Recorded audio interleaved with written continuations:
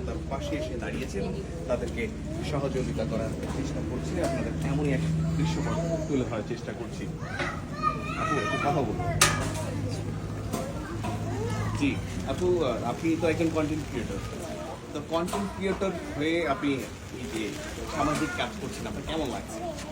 আমার খুবই ভালো লাগছে। আমি আমার অ্যাবিলিটি যতটুকু ছিল আমার এই দিক থেকে আমি যতটুকু করার ট্রাই করছি।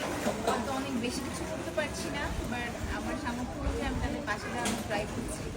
আশা করি আপনারাও যারা করতে চান আগ্রহী অবশ্যই আসবেন, বিকজ এখন তাদের অবস্থা খুবই খারাপ। তো আমার মনে হয় as a content creator, as a woman, as a মানুষ হিসাবে এখন তাদের পাশে দাঁড়ানোটা আমার জন্য খুবই আচ্ছা, এর আগে এই ধরনের ক্রান্তিকাল সময়ে কি আপনি জনতার পাশে না, এসেছেন? এর আগে কখনো করা হয়নি যে আমার 45 টাইম।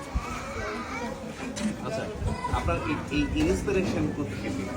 আচ্ছা, যদি আমি ইন্সপিরেশনের মধ্যে বলি সেটা হচ্ছে ফার্স্টলি আমিও অনেক ক্রিয়েটরের ভিডিও দেখেছি, সোশ্যাল মিডিয়াতে দেখেছি, তাছাড়াও কিন্তু তাদের বর্তমান অবস্থা দেখে নিজের মানবতার সব কিছু মিলে আর কি।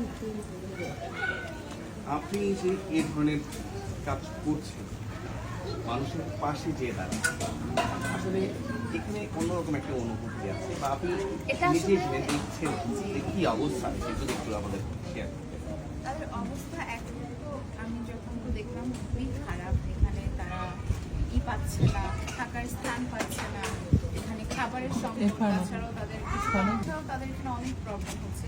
তো সেটার পাশাপাশি এসে তাদেরকে হেল্প করতে চাচ্ছি, মানে তারা যাতে একটু ভালো থাকতে পারে। একটু আগে একটা ডেলিভারি। আপনি তো ক্রান্তিকাল সময় তাদের পাশে এসে দাঁড়াচ্ছেন, তারা আপনাকে কি দিচ্ছে? আমার মনে হয় তারা ভালোভাবেই দিচ্ছে। তারা খুব ভালোভাবে কোঅপারেট করছে এবং তাছাড়াও কিন্তু তারা খুব ভালো ফ্রেন্ডলি বিহেভিয়ার করছে আমাদের সাথে।